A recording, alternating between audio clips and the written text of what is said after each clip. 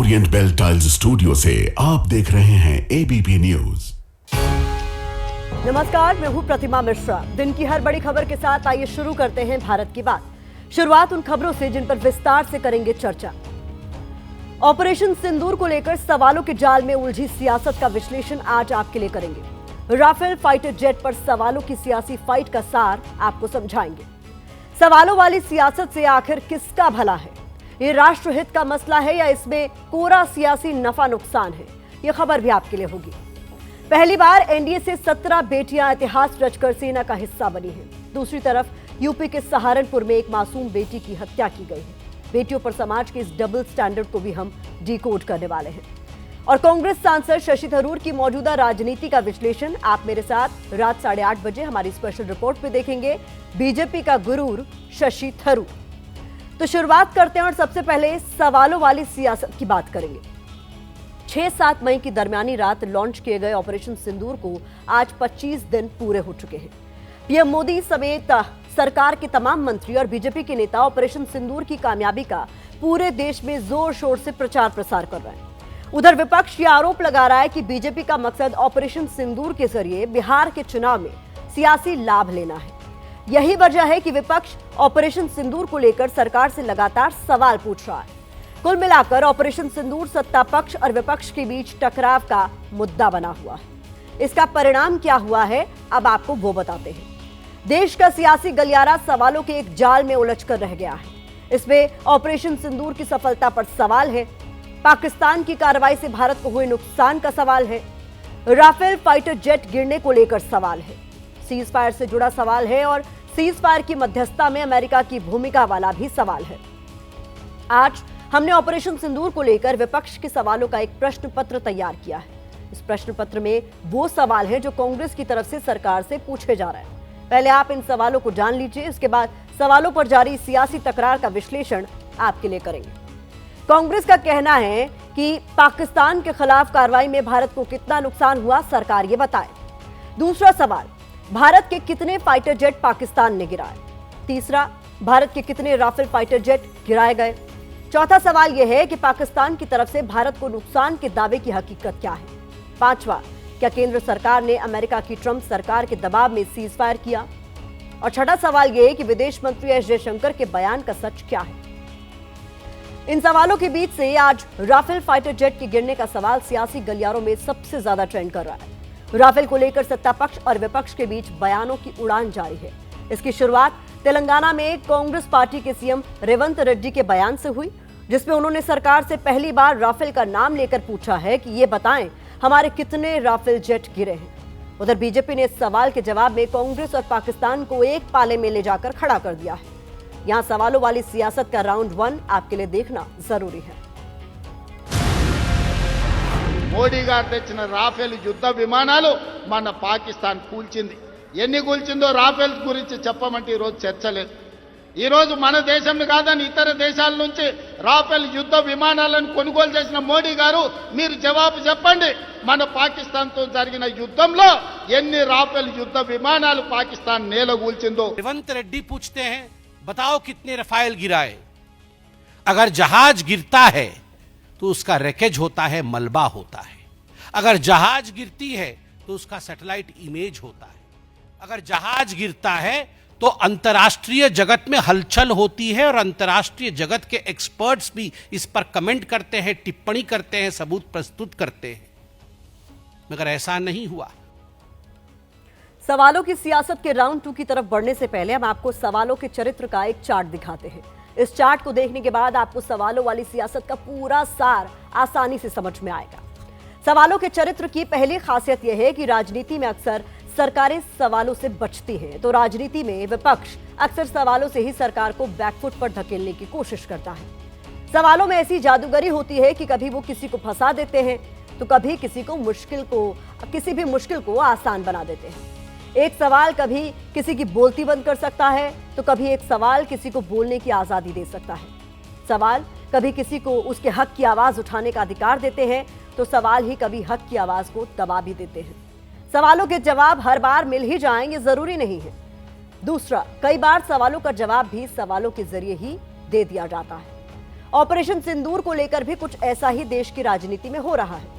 रेवंत रेड्डी ने Rafale jet को लेकर जो सवाल पूछा है, बीजेपी की तरफ से उसका कोई जवाब तो नहीं दिया गया, लेकिन इस सवाल के बहाने आरोपों वाले हथियार का रुख रेवंत रेड्डी और कांग्रेस की तरफ ही मोड़ दिया गया।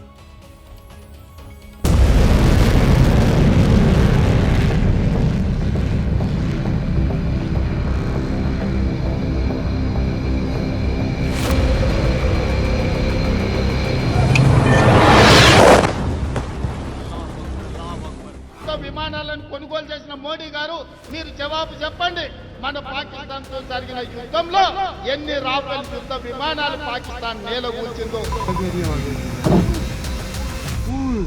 जहाँ तक बात है रफाल गिराने की, तो रफाल कोई गिरा नहीं, किसी के पास कोई निशान नहीं है। सिर्फ पाकिस्तान परस्त लोगों को रफाल गिरता हुआ दिखाई दे रहा है।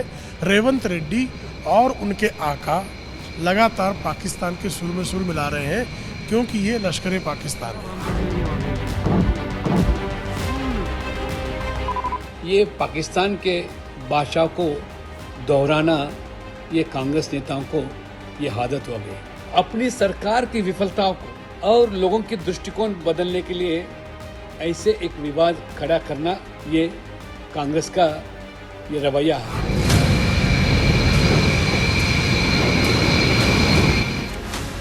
एयरक्राफ्ट कितने गिरे तो इनके अपने नेता सुब्रमण्यम स्वामी पूछ रहे हैं। करें प्रेस कॉन्फ्रेंस, निकालें उनको पार्टी से बाहर। सवाल पूछा है, जवाब दीजिए। मैं आपको कह रहा हूं ना, सुरक्षा नीति पे सवाल पूछो तो भाई पाकिस्तान की भाषा है, विदेश नीति पे सवाल पूछो पाकिस्तान की भाषा है। अरे कब तक पाकिस्तान के पीछे छुपेंगे आप?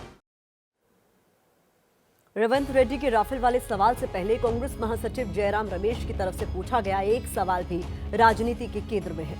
जयराम रमेश ने सरकार से पूछा था कि पहलगाम टेरर अटैक को अंजाम देने वाले आतंकवादी पहले भी कई दूसरे आतंकी हमलों में शामिल रहे हैं, उन्हें अब तक पकड़ा क्यों नहीं जा सका है? आतंकवादी भी यहाँ वहाँ घूम रहे हैं और हमारे सांसद भी यहाँ वहाँ घूम रहे हैं। उधर बीजेपी ने जयराम रमेश के बयान से आतंकवादी और सांसदों की बात को पकड़ते हुए इसे मुद्दा बना दिया। सवालों वाली सियासत का राउंड 2 इसी से जुड़ा हुआ है। एक आतंकवादी हमला हुआ था, उसमें उनकी भूमिका थी। यानी कि ये जो पहलगाम के आतंकवादी हैं, उन्होंने 4 आतंकी हमले कराए हैं 18 महीने में। आज वह यहाँ वहाँ घूम रहे हैं, हमारे सांसद भी यहाँ वहाँ घूम रहे हैं और आतंकवादी भी यहाँ वहाँ घूम रहे हैं। तो यही तो गंभीरता से हम ये सवाल पूछ रहे हैं, इन सवालों का जवाब नहीं देते हैं। बीजेपी सिर्फ कांग्रेस पार्टी को निशाना बनाती है। इनका हमला जो है कांग्रेस पार्टी पर है, आतंकवादियों के ऊपर होना चाहिए, पाकिस्तान पर कार्रवाई होनी चाहिए। जयराम रमेश जो कि दाहिने हाथ है गांधी परिवार के, उनके बयान में कहा जाता है कि यहां आतंकवादी घूम रहे हैं और वहां जो है सांसद घूम रहे हैं। वो दिन भी था जब आतंकवादियों को पीएमओ बुलाया जाता था। तत्कालीन प्रधानमंत्री सोनिया जी के कहने पर आतंकवादियों को अपने घर, अपने निवास और अपने ऑफिस पे बुलाते थे, उनका सत्कार होता था, उन्हें तोहफा दिया जाता था। तो सत्ता पक्ष से लेकर विपक्ष तक सबकी राजनीति सवालों के इर्द गिर्द ही घूम रही है, लेकिन आपको क्या लगता है कि इससे किसी का भला होने वाला है? हकीकत यह है कि सवालों की इस राजनीति से हमारा, आपका और इस देश का कोई फायदा नहीं होगा। हम कुछ दिन तक इसमें फंसे रहेंगे और दूसरी तरफ देश के राजनीतिक दल सवालों की सियासत से चुनावी या सियासी फायदे की मलाई निकालकर आगे बढ़ जाएंगे। कैसे, अब ये भी समझिए। राजनीति को जानने समझने वाले जानकारों की राय के आधार पर हमने इस सियासत के मायने आपके लिए निकाले हैं। इसके मुताबिक बीजेपी ऑपरेशन सिंदूर के जरिए राजनीतिक लाभ लेने की कोशिश में जुटी है। दूसरी तरफ कांग्रेस या विपक्ष बीजेपी को ऑपरेशन सिंदूर का फायदा लेने से रोकना चाहता है। ऑपरेशन सिंदूर के जरिए बीजेपी की कोशिश सरकार की सख्त नीति का प्रचार प्रसार करना है। दूसरी तरफ कांग्रेस की कोशिश सवालों के जरिए बीजेपी की सरकार को बैकफुट पर धकेलना है। ऑपरेशन सिंदूर के जरिए बीजेपी राष्ट्र प्रथम और राष्ट्रवाद की लहर का फायदा उठाने की कोशिश में है। तो दूसरी तरफ कांग्रेस की बात करें तो बीजेपी के राष्ट्रवाद वाले मुद्दे की हवा निकालने की कोशिश है। राजनीति के जानकारों की माने तो बिहार विधानसभा चुनाव में ऑपरेशन सिंदूर वोटरों को बीजेपी के पाले में एकजुट करने का काम कर सकता है। ऐसे में कांग्रेस की कोशिश ऑपरेशन सिंदूर पर सवाल उठाकर बीजेपी के दांव को फेल करने की है। कोई भी सरकार जब होती है और अपने समय में अगर उसने कोई बड़ा काम किया है, विशेष करके देश की प्रतिष्ठा के लिहाज से, तो उसको अपने पक्ष में इस्तेमाल करना चाहती है।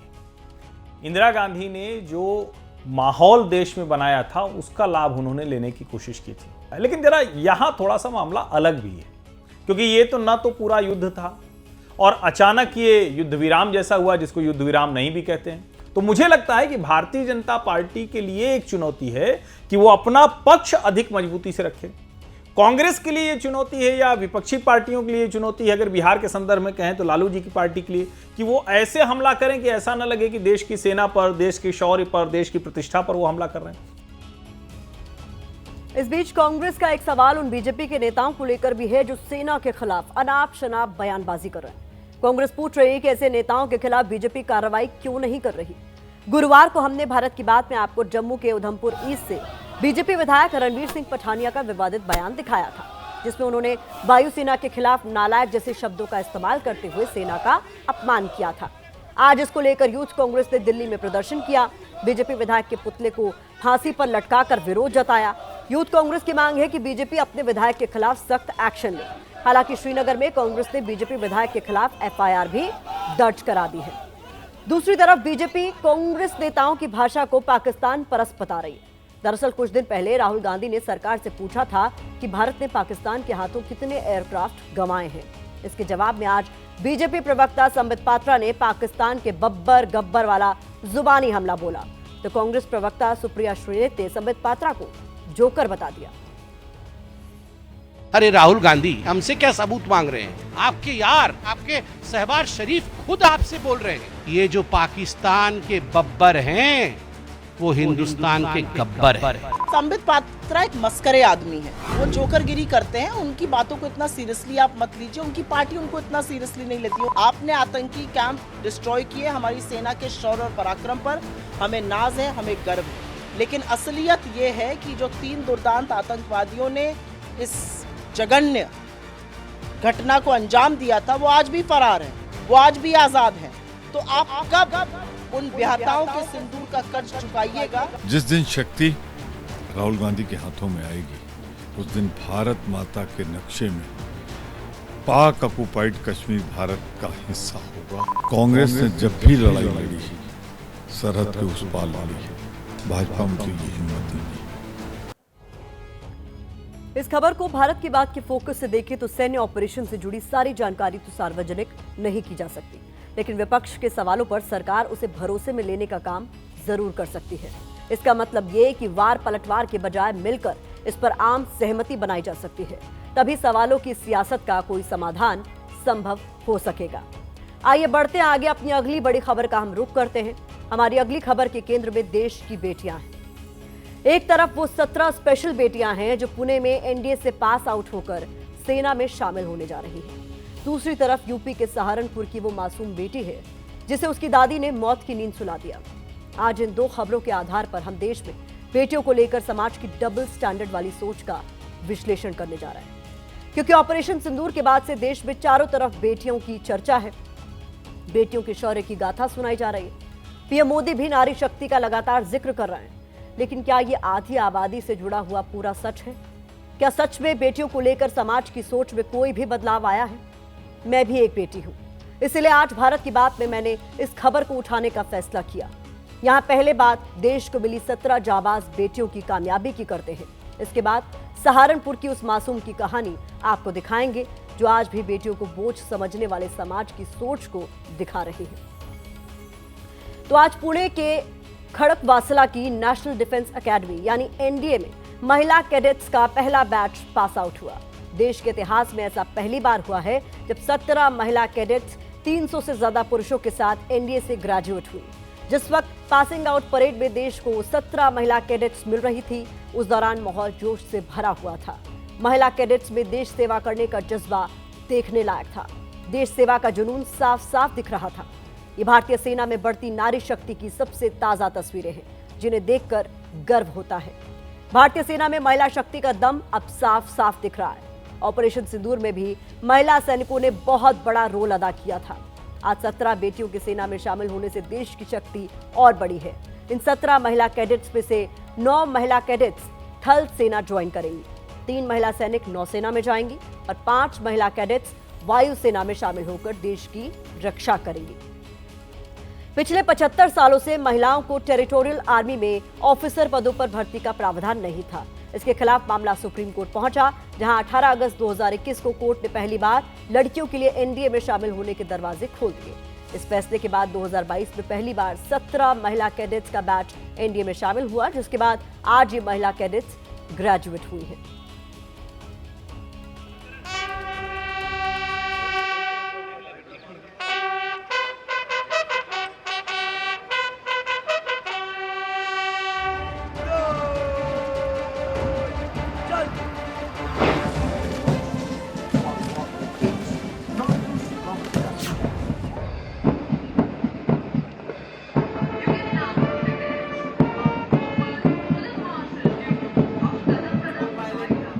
लेफ्टिनेंट शुभम यादव।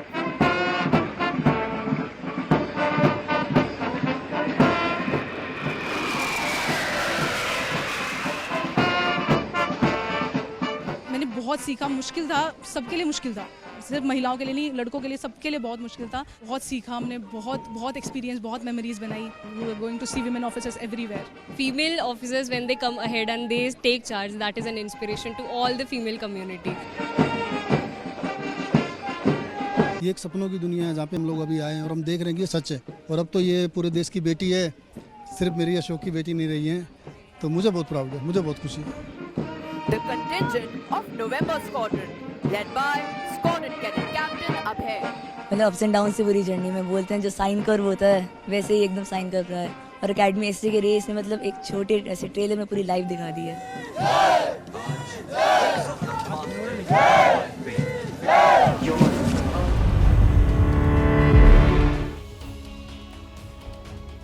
यहाँ गौर करने वाली बात यह है कि हमारे समाज में सभी बेटियों की हालत एक जैसी नहीं है।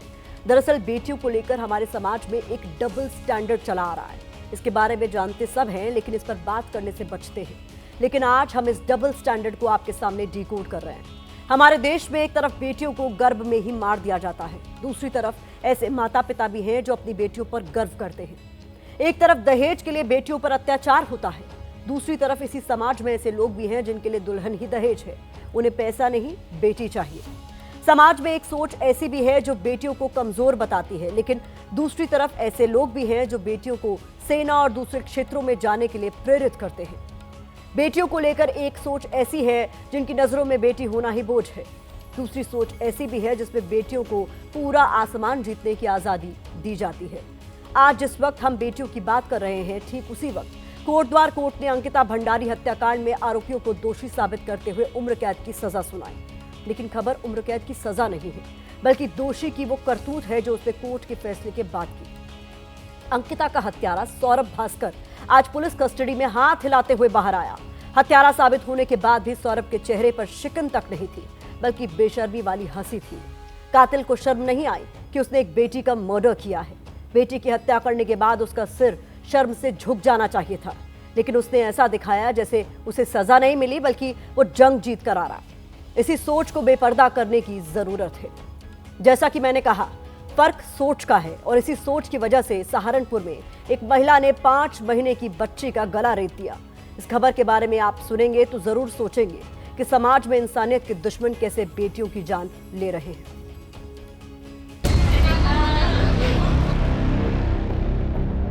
बेजान हो चुकी 5 महीने की इशिका अगर पूछ सकती तो सबसे पहले यही पूछती, दादी मेरा क्या कसूर था? दादी मुझे क्यों मार डाला? अगर वो पूछ सकती तो यही पूछती, क्या मैं बोझ बनकर आई? 5 महीने की इशिका ने अभी माँ का चेहरा भी ठीक से नहीं देखा था। इशिका ने अभी आंखें भी सही से नहीं खोली थी कि उसकी अपनी दादी ने उसके गले पर ब्लेड चला दिया। तारीख 28 मई 2025, जगह हुसैनी गांव, सहारनपुर। 5 महीने की इशिका यहीं पर अपनी मां की गोद में सो रही थी, लेकिन रात के अंधेरे में इशिका के दादा और दादी उसे मौत के घाट उतारने का प्लान बनाकर आए। मासूम की दादी ने ये षड्यंत्र इसलिए रचा था क्योंकि वो अपनी बहू को जेल की हवा खिलाना चाहती थी, क्योंकि उसने अपनी सास को किसी और के साथ आपत्तिजनक हालत में देख लिया था, जिसमें शिकार बनी 5 महीने की मासूम। मासूम का दादा भी इस खूनी साजिश का हिस्सा था। इशिका के दादा धर्मेंद्र ही ब्लेड लेकर आए। इशिका के दादा ने ही बच्ची की दादी को कहा कि बच्ची के गले पर ब्लेड चलाओ, जिसके बाद बच्ची की दादी ने गले पर ब्लेड मारकर बच्ची की जान ली। दोनों ने इशिका को इस कदर मौत के घाट उतारा कि सोती हुई मां को भनक तक नहीं लगी। सुबह जब आंख खुली तो हड़कंप मच गया। बच्ची को अस्पताल लेकर जाया गया, तब तक बच्ची की सांसों की डोर टूट चुकी थी। जो ननद है उसके द्वारा पहले रात को चाय में, जो बहू है उसकी चाय में नींद की गोलियां मिलाई गई, जिससे कि उसको नींद आ गई। और जो बालिका थी वो महिला जो माँ है उसके पास ही सोती थी और उसको इतनी गहरी नींद आ गई और उस नींद का फायदा उठाकर जो सांस है उसके द्वारा ब्लेड से उसकी गर्दन पे वार किए गए, जिससे उसकी मृत्यु हुई। किसी को शक न हो इसलिए बच्ची की दादी सरिता ने भी पुलिस वालों के सामने पूरा ढोंग किया, लेकिन पोस्टमार्टम रिपोर्ट ने उसकी साजिश का पर्दाफाश कर दिया। सख्ती हुई तो हत्या की साजिश की परतें बेपर्दा हो गई। पुलिस ने इस मामले में बच्ची के दादा धर्मेंद्र, बच्ची की दादी सरिता और उसकी बेटी को गिरफ्तार किया है। हत्या में शामिल ब्लेड भी बरामद कर लिया गया है। नजदीकी जो रिश्तेदार है उनसे पूछताछ की गई, तो इसमें जो महिला का जो बालिका है उसकी सास और उसके ससुर और साथ में उनकी एक ननद, इन तीनों को ही पुलिस के द्वारा गिरफ्तार किया गया। इस खबर को दिखाने का हमारा मकसद यह है कि बेटियों को लेकर समाज की ये सोच बदलनी चाहिए, तभी बेटियों को उनका असली हक मिल पाएगा।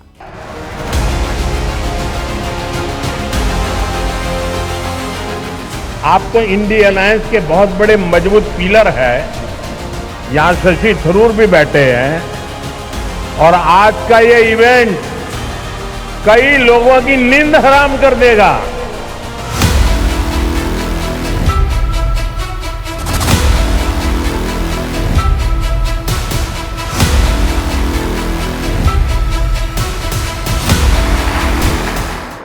भाइयों और बहनों, सबको मेरा प्रणाम, नमस्कार। सीधी कानपुरिया में कहूं तो दुश्मन कहीं भी हो हाँक दिया जाएगा। Saying we are not going to tolerate anymore. If it happens again, there will be worse to come. That warning we give in advance.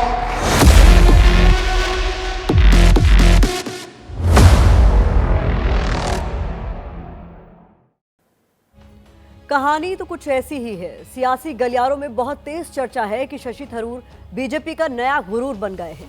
BJP से लेकर पार्टी के समर्थक तक थरूर की तारीफ करते नहीं थक रहे हैं और जाहिर तौर पर कांग्रेस को यह रास नहीं आ रहा है।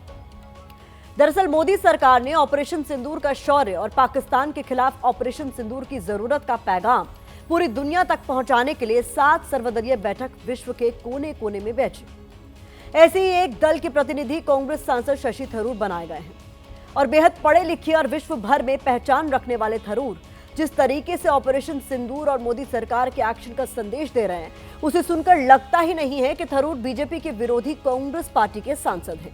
और यही वजह है कि कुछ कांग्रेस नेता उन्हें बीजेपी का सुपर प्रवक्ता पुकारने लगे हैं। हालांकि हमेशा सब कुछ इतना मीठा मीठा नहीं था। एक दौर था जब मोदी थरूर पर तीखा प्रहार करते थे और थरूर हमले का जवाब भी देते थे।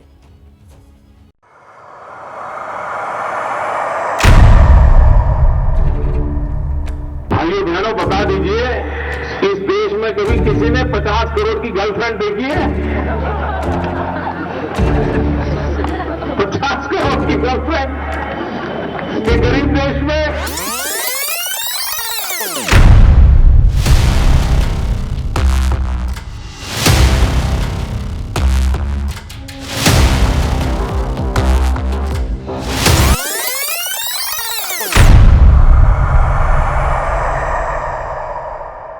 I felt I had to defend my wife from being talked about in such a disparaging way. So I just responded that, look, my wife is worth far more than your imaginary 50 crores. She's priceless to me.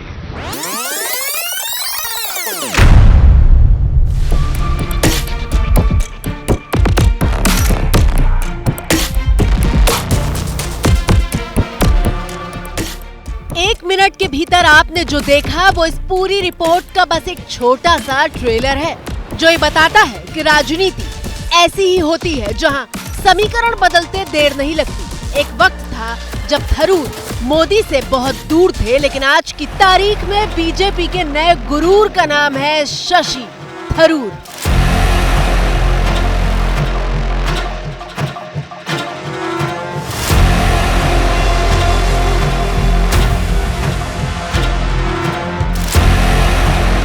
I repeat, we do not want war.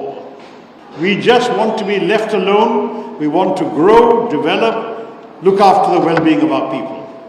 We are saying to Pakistan and to the people who run that country, you leave us alone, we'll leave you alone. But you strike us, be prepared that we will strike back. वो शशि थरूर जो दुनिया के अलग अलग कोनों में operation सिंदूर की शौर्य गाथा को सुना रहे हैं और बिल्कुल मोदी के ही अंदाज में पाकिस्तान को अगली बार हिमाकत न करने की चेतावनी भी दे रहे हैं। But we are telling you in advance, if it happens again, be prepared for worse to happen to them. और पाकिस्तान समझ ले, 3 बार घर में घुस करके मारा है तुम्हें। ऑपरेशन सिंदूर अभी खत्म नहीं हुआ है।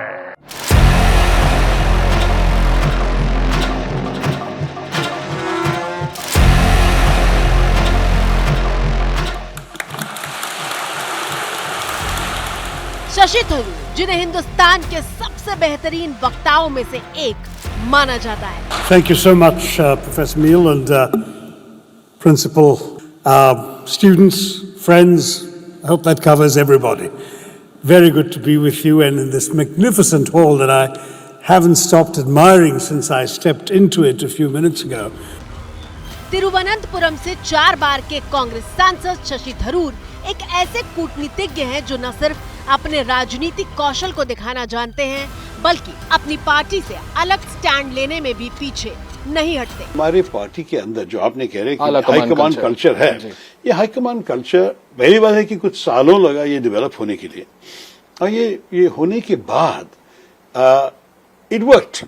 हम चुनाव जीत रहे थे, जनता संतुष्ट थे, पार्टी के लोग खुश थे, लेकिन कुछ सालों से इसकी क्या कहते हैं, जब आप दुकान जाएंगे तो एक प्रोडक्ट पे लिखा है ना, यूज बाय एक्सपायरी डेट, शायद इस कॉन्सेप्ट की एक्सपायरी डेट आने का वक्त आ गया है।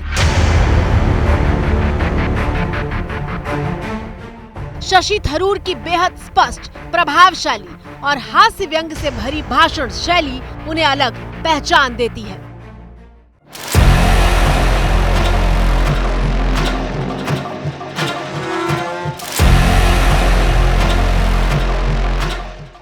खास बात यह है कि विदेशी जमीन पर जाकर शशि थरूर उनके बीच खड़े होकर कहते हैं कि हाँ, आपने गलती की और हिंदुस्तान से आपको सॉरी कहना चाहिए। The ability to acknowledge a wrong that has been done, to simply say sorry, will go a far, far, far longer way than some percentage of GDP in the form of aid. Shashi Tharoor वो व्यक्ति हैं जो अपने personality में आकर्षण के लिए मशहूर रहे हैं। मिसाल के तौर पर एक प्रेस कॉन्फ्रेंस के दौरान एक लड़की उनसे सवाल पूछती है, आप भी ध्यान से सुनिए। One of your biggest fans, if she's being over the top or if she mispronounces some words, and please explain yourself. How can someone be so astonishingly good-looking and charismatic and even more implausibly brilliant and intelligent at the same time? Sir, please spill some secrets. You are very sweet and very kind and generous. Honestly, all I can say is choose your parents wisely. It's all in the gene. Social media पर इस video को share करते हुए लोग शशि थरूर को man of the moment लिख रहे हैं। सवाल यह है कि क्या शशि थरूर वाकई मैन ऑफ द मोमेंट है?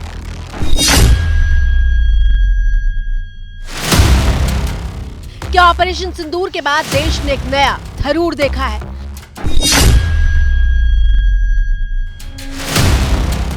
आखिर क्यों कांग्रेस शशि थरूर पर पूछे सवाल का जवाब नहीं देना चाहती?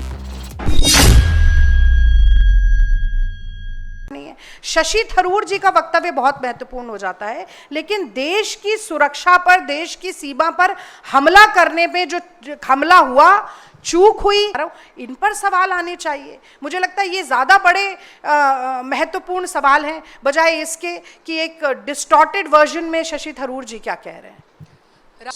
Ma'am, it's regarding Shashi Tharoor. Sir, I am very sorry. I have told about Shashi Tharoor. I do not want to take any more questions on that. वो बहुत, और ये जो आज का मुद्दा है, इससे आप मुझसे 10 सवाल पूछे, मैं जवाब दूंगी। No more on Shashi Tharoor. Thank you, please. Thank you. तो चलिए इन सवालों के जवाब की शुरुआत करते हैं और शुरू पनामा से करते हैं।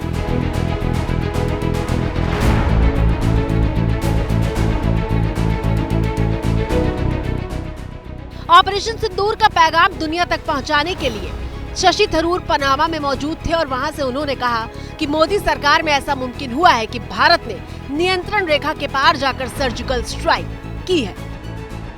For the first time, India breached the line of control between India and Pakistan to conduct a surgical strike on a terror base, a launch pad, the Uri strike in September 2015.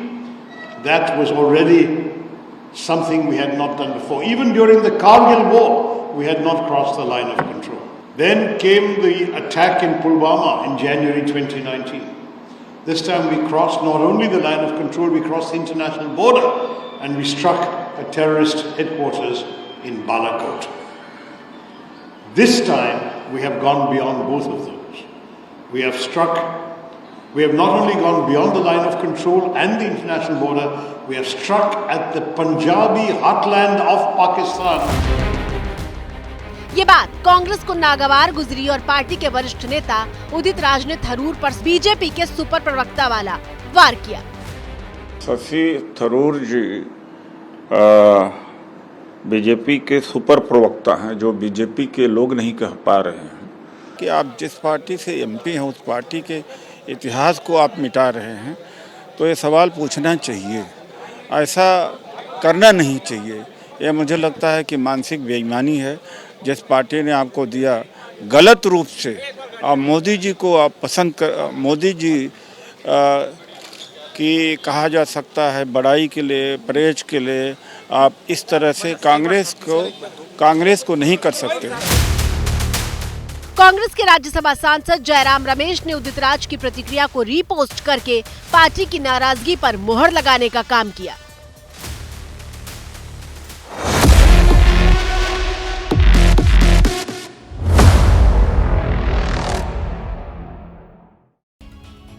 हालांकि शशि थरूर ने भी इस हमले और नाराजगी का जवाब देने में वक्त नहीं लगाया।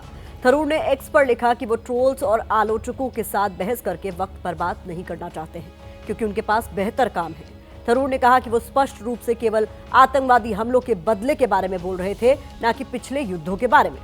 लेकिन कांग्रेस पार्टी तो लगातार कह रही है कि बदले बदले से मेरे सरकार नजर आते हैं। तो चलिए समझने की कोशिश करते हैं कि बदलाव का यह सिलसिला आखिर कब और कैसे शुरू हुआ। I ask you, why does our Prime Minister, who wears all sorts of outlandish headgear wherever he goes around the country, around the world, why does he always refuse to wear a Muslim skull cap? 7 साल पहले की बात है, जब एक दौर ऐसा भी था कि शशि थरूर सीधे प्रधानमंत्री मोदी से ही पूछ लिया करते थे कि वो मुस्लिम टोपी क्यों नहीं पहनते। और अब एक दौर ऐसा है कि सिर्फ थरूर मोदी की तारीफ नहीं करते, बल्कि मोदी भी थरूर के जरिए मैसेज देते हैं। आप तो इंडी अलायंस के बहुत बड़े मजबूत पिलर है, यहाँ शशि थरूर भी बैठे हैं, और आज का ये इवेंट कई लोगों की नींद हराम कर देगा। बस मैसेज चला गया जहां जा रहा था।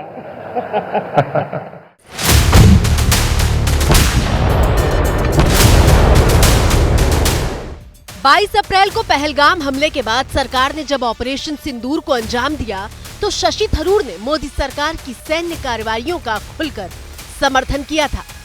They can say what they like, and if blood is going to flow, I'm sorry to say it will flow possibly more on their side than on ours. Shashi Tharoor का ये स्टैंड कांग्रेस पार्टी के रुख के बिल्कुल उलट था, जिसमें सरकार द्वारा लिए गए युद्ध विराम के फैसले और उसमें अमेरिकी मध्यस्थता की भूमिका को लेकर सवाल उठाए गए थे। खासतौर पर अमेरिकी राष्ट्रपति डोनाल्ड ट्रंप की एंट्री के बाद। पूरे देश में घूम रहे हैं कपड़े बदल बदल के, ऑपरेशन सिंदूर, ऑपरेशन, अरे आप ये जरा अपनी गिरेबान में झांक कर देखिए ना कि कहां ले आए आप भारत को। अमेरिका धमका रहा है, कह रहा है हमने व्यापार रोकने की धमकी दी इसलिए ऑपरेशन सिंदूर रुका, आपकी हिम्मत नहीं हो रही एक जवाब देने की। कांग्रेस नेतृत्व ने पार्टी लाइन से अलग हटकर लक्ष्मण रेखा पार करने के लिए थरूर की आलोचना भी की। उस प्रतिनिधि मंडल के तमाम नेता जो हैं वो भारत का पक्ष वहां पर रख रहे हैं। शशि थरूर जी ने जो बात कही, मैं समझती हूं कि उन्होंने खुद ही जो किताब लिखी थी द पैराडॉक्सिकल प्राइम मिनिस्टर, उसमें वो खुद जिक्र कर चुके हैं कि यूपीए सरकार के दौरान सर्जिकल स्ट्राइक हुई। पर मुझे लगता है कि अगर खुद किताब लिखी है तो इतिहास की जानकारी और सूझबूझ और समझ कर ही लिखी होगी। आपकी स्क्रीन पर मौजूद ये वही किताब है जो 7 साल पहले शशि थरूर ने लिखी थी। इस किताब में थरूर ने 2016 में सर्जिकल स्ट्राइक के चुनावी लाभ के लिए बेशर्मी से शोषण का उलाहना देते हुए बीजेपी की आलोचना की थी। सिर्फ किताब में ही नहीं, थरूर मोदी के साथ साथ पार्टी की विचारधारा पर भी बहुत तीखे प्रहार कर चुके हैं। There's an extraordinarily striking metaphor expressed by an unnamed RSS source to the journalist Vinod Jose of the Caravan, which I quote here, in which they express their frustration with their inability to curb Mr. Modi. And the man says, Mr. Modi, he says, is like a scorpion sitting on a shivling. हालांकि थरूर अलग अलग मौके पर ये साफ कर चुके हैं कि वो भले ही विपक्ष से ताल्लुक रखते हो, लेकिन जब देश हित की बात होगी तो वो राष्ट्र के साथ एकजुट दिखाई देंगे। I want to say to you nonetheless that we are all here from different backgrounds, different states, different political parties, but united in the same message. कुल मिलाकर शशि थरूर कांग्रेस के लिए एक ऐसी असहज सच्चाई बन गए हैं जिससे निपटना कैसे है ये पार्टी समझ नहीं पा रही है। और शुरुआत करीब 2.5 साल पहले उस वक्त हुई थी जब 22 साल में पहली बार कांग्रेस अध्यक्ष पद के लिए वोटिंग कराने की नौबत आई और खरगे के खिलाफ शशि थरूर ने चुनौती पेश कर दी थी।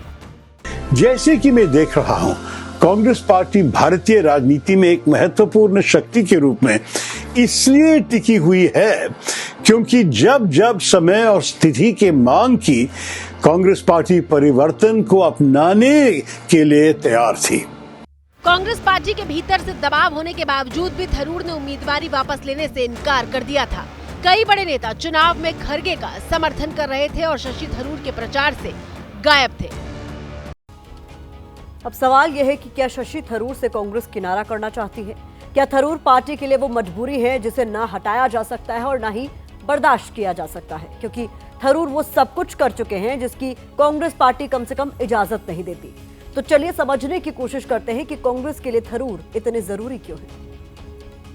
मेरी विश्वास ये है कि भारत के हित का प्रश्न जब होता है, इसमें ना भाजपा का पॉलिसी है ना कांग्रेस का, सिर्फ भारत का है।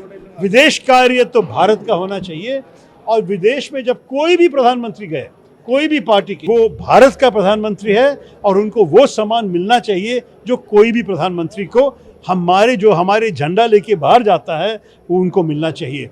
ये मेरा पर्सनल कन्विक्शन है। शशि थरूर का ये बयान आपको दिखाने का मकसद ये बताना है कि कांग्रेस पार्टी कुछ भी सोचती हो, शशि थरूर वो ही कहते हैं जो उनको सही लगता है। फिर मुद्दा कांग्रेस अध्यक्ष के चुनाव का हो या फिर मोदी सरकार के साथ देने का। शशि थरूर कांग्रेस के लिए मजबूरी है क्योंकि उनके जैसा कोई चेहरा पार्टी के पास नहीं है।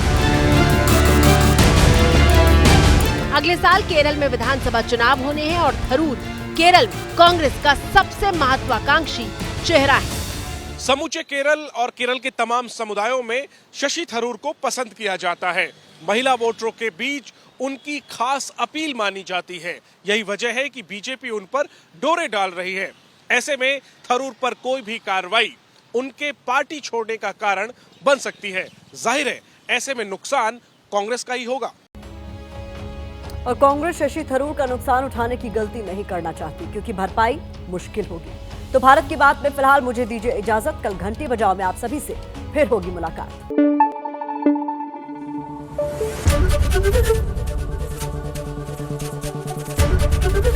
एबीपी न्यूज आपको रखे आगे।